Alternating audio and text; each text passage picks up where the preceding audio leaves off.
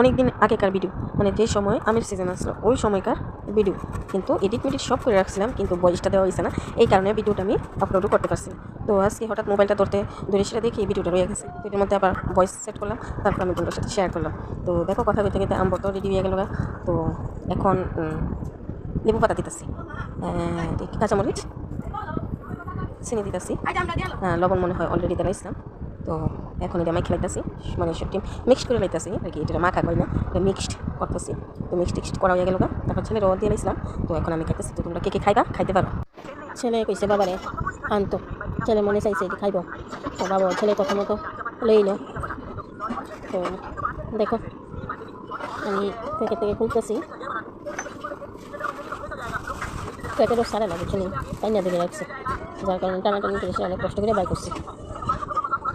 তো কে খাও, খাইতে পছন্দ করো একটু জানাই তো। এদিকে আমার হাজবেন্ড কি করে চলো সিং দেখি একটু। কি রাখো বানাইতেছো কাল লাগিয়া? ও তোমার পরিবারও কেনা কেনা আছে? আমার ছেলে, আমার ছেলের মা। দেখি সারা দিছি নি গো। তাই আগে তো খাবার তৈরি করার পর ছেলেরও দিল, তাই ও খাইলো, আবার আমারও দিল।